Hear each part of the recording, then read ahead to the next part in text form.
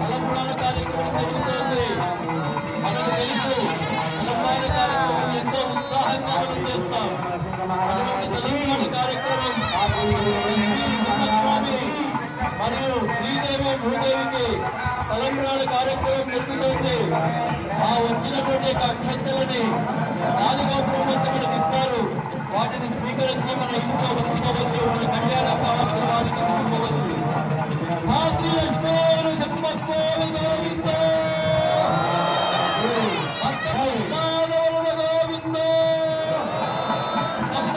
భవని గోవింద వసంత వల్లభని గోవింద గురుదీర్థ వసంత వల్లభని గోవింద శ్రీదేవి సమేతని గోవింద భూదేవి సమేతని గోవింద అమృతవల్లి తాయారు గోవింద పంచులక్ష్మీదేవి గోవింద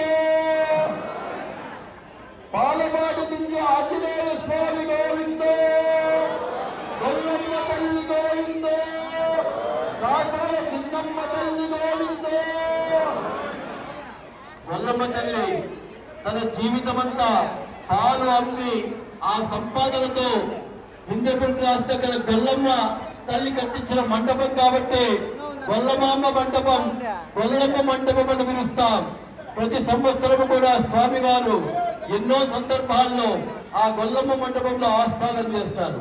అలాగే చలపతి నాయక సత్రం అనేక రకాలైనటువంటి గతంలో ఈ క్షేత్రంలో 108 తీర్థాలు ఉండేటటువంటివి. ఈ రోజుల్లో గరుడ తీర్థం అది కుమ్మరవాడపల్లి దగ్గర ఉంది. గద్దెలపల్లి కొందర ఉండేటువంటి కాలనీలో అర్జున తీర్థం ఆ తీరం ఉన్నటువంటి దానికి వెనకల ఉంది. రుడు తీర్థం మనం దేవస్థానం యొక్క వెనకల ఉంది. ఇవి పవిత్రంగా కనబడుతున్నాయి. త్వరలోనే అర్జున తీర్థాన్ని, గరుడ తీర్థాన్ని కూడా దేదీప్యమానంగా అందరి యొక్క సహకారంతో దాన్ని అభివృద్ధి చేయాలని ఆలయం యొక్క ఈవో గారు వాళ్ళందరూ కూడా ఎమ్మెల్యే గారు అందరూ సంకల్పించారు. త్వరలోనే గరుడ తీర్థం మరియు అర్జున తీర్థం కూడా. భాద్రి లక్ష్మీ నృసింహస్వామి